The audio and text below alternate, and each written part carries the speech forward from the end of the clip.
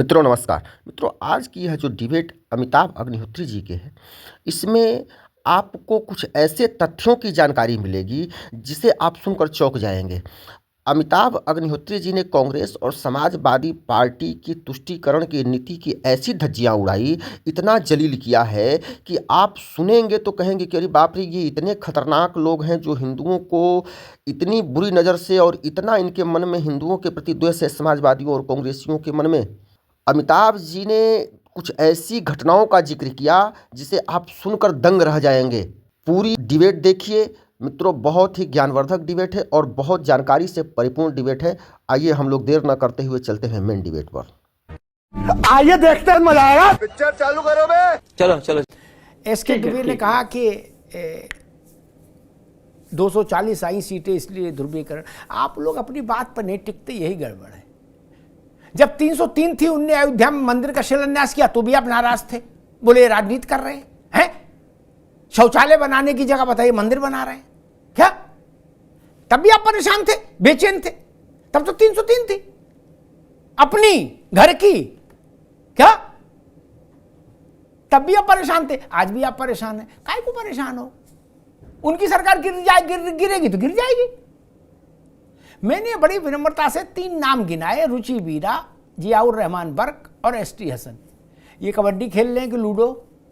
ये राष्ट्रवाद के लिए लड़ाई लड़ रहे हैं? ये क्या कर रहे हैं अपने अपने इलाके में? और दुबे जी, मुझे एक तकलीफ तब हुई, जियाउर रहमान तो चलो छोड़ो, शफीकुर रहमान उनके बाबा जैसे थे वैसे ये हैं। उनको वंदे मातरम सुनने में तकलीफ थी जी, इनके बाबा को, जियाउर रहमान को, शफीकुर रहमान को। हमने पूछा क्यों तकलीफ है, सुन लो दुबे जी। तो बोले इस्लाम में किसी को हम मातरम मां नहीं मान के सलूट नहीं कर सकते। मैंने अच्छा जी, मायावती की पार्टी में जब थे तो वहां उनसे हाथ मिलाते थे? बोले अग्निहोत्री जी आप हमको जलील कर रहे हैं। मैंने वहां हाथ मिलाते थे? वहां तो जूता चप्पल सब बाहर उतार के कमर आदि झुका के ऐसे जाते थे कि कोर्निश करके। नहीं, हमें पता नहीं। और मुलायम सिंह से हाथ मिलाते थे क्या? नहीं ना। इसलिए इन बातों में कुछ रखा नहीं महाराज। हमने दुनिया के 1000 रंग देखे भैया, इसलिए एक लाठी सबको ना हाको, वो ठीक नहीं। जो काम आपके यहाँ के ये 3 लोग कर रहे हैं, या उससे पहले इनके जो पुरखे थे आजम खान, शफीकुर रहमान, वो करते थे। वो क्या करते थे? पूरे पश्चिम में कांग्रेस का कोई प्रतिनिधि नहीं है। 2013 में दंगा हुआ था अखिलेश यादव की सरकार में मुजफ्फरनगर में।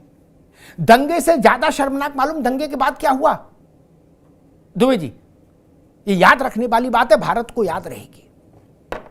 2 शिविर लगे, हिंदुओं का और मुसलमानों का। आनंद आप भी सुनो भैया।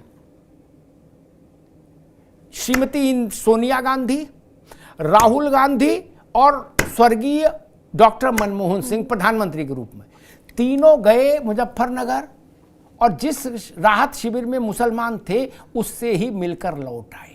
जिस राहत शिविर में हिंदू दंगा पीड़ित थे वहां नहीं गए थे।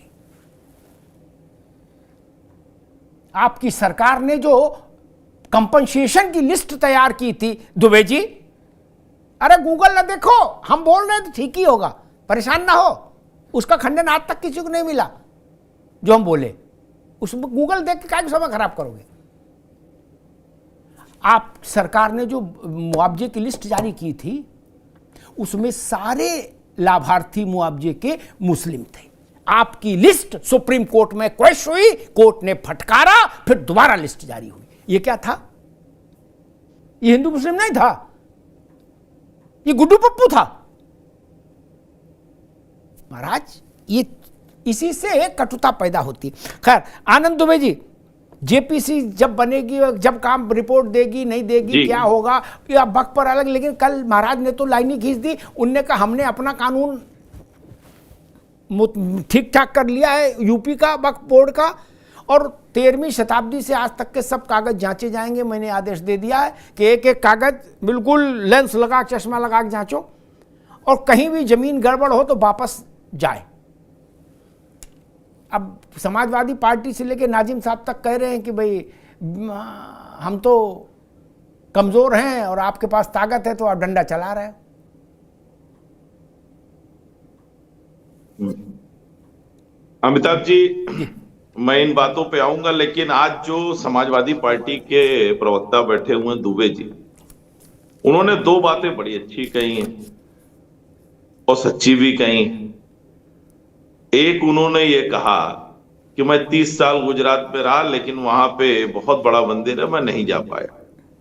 मैं स्वीकार करता हूं, इसीलिए आज आप समाजवादी पार्टी में, वरना आप भी मेरी तरह भाजपा में होते, अगर मंदिर जा रहे हो।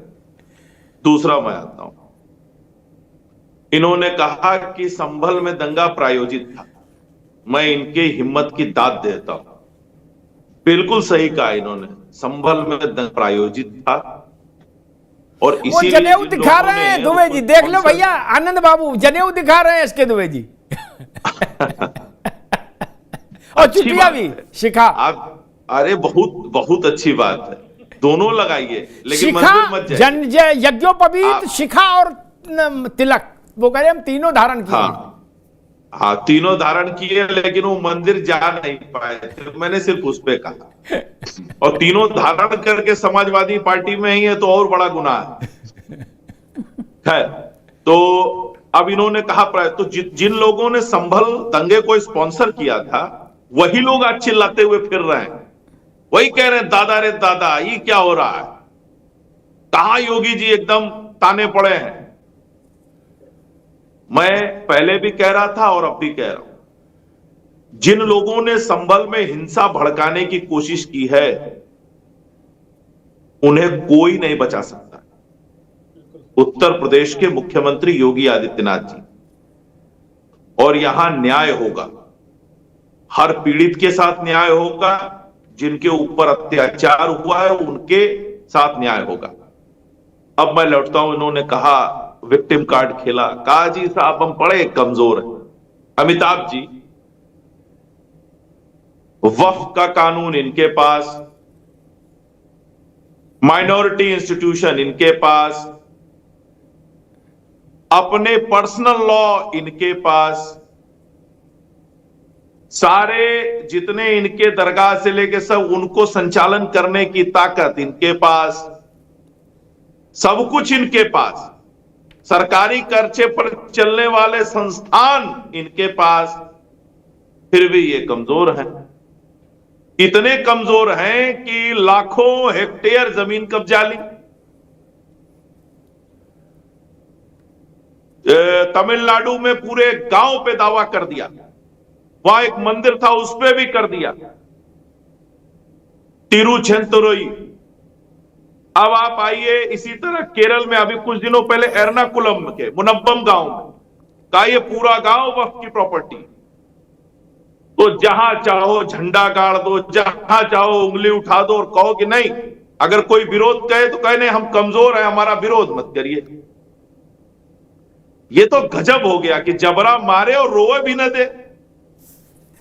माने आप हमारे ऊपर कब्जा कर लीजिए और हमसे कहिए कि आप कुछ मत बोलिए क्योंकि हम कमजोर हैं, इतने कमजोर हैं कि हम आपका घर हड़प लेंगे, लेकिन आप मत बोलिए। आप बोलेंगे तो ताकतवर कहलाएंगे और हम कब्जा करेंगे तो कमजोर कहलाएंगे। इन्होंने एक शेर पढ़ा ना, मैं भी कह देता हूं कि तुमने लूटा है सदियों हमारा सुकून, अब न हम पे चलेगा तुम्हारा फुसून। योगी आदित्यनाथ जी ने आज नहीं, पहले दिन से लकीर खींच दी है। उत्तर प्रदेश में जो भी होगा कानून के दायरे में होगा, कानून से छेड़छाड़ करने की इजाजत किसी को नहीं है। और हां, जो ये कहते थे ना कि कागज नहीं दिखाएंगे, अब कागज लिए लिए फर्जी वाले घूम रहे हैं, देख लो देख लो। तो ये आप जान लीजिए कि इस तरह के जो आप दावे करते हैं, इस तरह के दावों का कोई अर्थ नहीं है। ये कह रहे हैं कि कुंभ सोचिए कि मां गंगा के धारा के बीच में कह रहे हैं ये हमारी प्रॉपर्टी है। आपको याद होगा अमिताभ जी, इन्हीं के लोगों ने कहा संसद में भी हमारा है, राष्ट्रपति भवन के अंदर भी कोई वक्फ की प्रॉपर्टी बता रहे थे लोग। कुछ बचा नहीं है, जहां कहेंगे कि मतलब जहां आप कह दीजिए कहेंगे वही प्रॉपर्टी हमारी है। लेकिन एक एक इंच जमीन जो योगी आदित्यनाथ जी ने कही है वो एकदम सत्य कहा है। अगर गलत तरीके से वक्फ के नाम पर कुछ लोग उसके मजे ले रहे हैं, कुछ लोग उसको कब्जा किए हैं तो उनसे खाली कराएंगे। और उन्होंने स्पष्ट किया है कि इस पर क्या बनेगा, स्कूल बनेगा, कॉलेज बनेगा, अस्पताल बनेंगे, गरीबों के लिए मकान बनेंगे, वृद्ध महिलाओं के लिए, विधवा महिलाओं के लिए आश्रय स्थल बनेंगे, ये बनेंगे। ये तो अच्छी बात है, आप भी तो यही चाहते हैं। ठीक बात आनंद जी। हाजी नाजिम, एक कागज दिखाने में तो मेरे ख्याल से कोई आपत्ति नहीं होनी चाहिए। किसी भी बैनर को ये अधिकार नहीं होना चाहिए कि जहां निगाह डाल दे वो जमीन उसकी हो जाए, चाहे कोई हो। आप एक मैं बहुत ब्लंट उदाहरण देता हूं कि गड़बड़ किस लेवल का है ये समझो, अभी लेवल समझना जरूरी है। संभल शहर टोटल 5 वर्ग किलोमीटर जमीन पर बसा है। कितने पे हाजी भाई? 5 वर्ग किलोमीटर, ठीक। और अब्दुल समद नाम का जो आदमी खोजा गया, एक काल्पनिक पात्र है, असली पात्र है मुझे नहीं पता, कि 1920 में इसने 7 वर्ग किलोमीटर संभल शहर में जमीन वक्फ को दे दी थी 20 प्रॉपर्टीज में। 1 बाल्टी पानी था और 2 बाल्टी का दावा आपने ठोक दिया। कभी आप लोग सोचते नहीं कि ये सब गड़बड़, आखिर किसी दिन तो ऑपरेशन होगा? नहीं, पूरा पूरा गांव पे आप लोग झंडा फहरा देते हो, बोले पूरा गांव हमारा हो गया, अब बोले कुछ नहीं, सब पूरा हो गया। क्या मतलब पूरी फिल्म ही मुगले आजम चला देते हो चाहे जहां। हाजी भाई।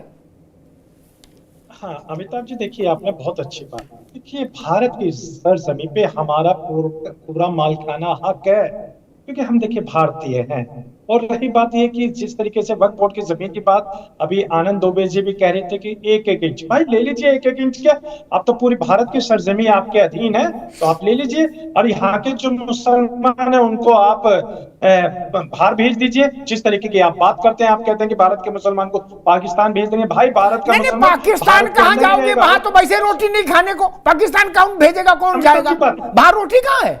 हाँ अमिताभ, हाँ यहाँ गुरु यहाँ बिरयानी है, वहां रोटी भी नहीं है, कहाँ चक्कर पड़े हो? पाकिस्तान की ओर न देखो। हाँ जी हाँ अमिताभ जी सुन लीजिए, मैं ये कहता हूँ कि जो लोग ये सोचते हैं कि भारत के मुसलमान को पाकिस्तान भेज देंगे, ये उनका अपना भरम है, वो भरम पाल रखे हैं दिल के अंदर। भारत का मुसलमान भारत की सरजमी पे पैदा हुआ और भारत की सरजमी पे ही दफन हो जाएगा। इनका एक तो भ्रम है, ये हम खत्म कर देंगे। दूसरी बात यह है, जो ये बार बार भारत कहते हैं ना कि पाकिस्तान के लिए, तो हम कहते हैं हम अपने हिंदू भाइयों से भारत में कोई आपत्ति, नफरती लोग हैं जो मुसलमानों से नफरत करते हैं और वो चाहते हैं कि मुसलमान भारत में न रहे। तो भाई आपके लिए नेपाल एक हिंदू राष्ट्र हुआ करता था, आप वहां जा सकते हैं, आप श्रीलंका जा सकते हैं। और तो और देखिए हमारे हिंदू भाइयों की आस्था जो चाइना ने कब्जा कर रखा है, जिसमें शिव जी रहते हैं, कैलाश मानसरोवर, भाई वो हम चाहते हैं कि आप वो हमारे हिंदू भाइयों की आस्था को भारत में लेकर आ जाए। अब आ जाती है वक्फ बोर्ड की जमीन की बात। देखिए अर्शद साहब ने बिल्कुल, देखिए सम्मानित व्यक्ति है, उन्होंने बिल्कुल पॉइंट टू पॉइंट बात कही है।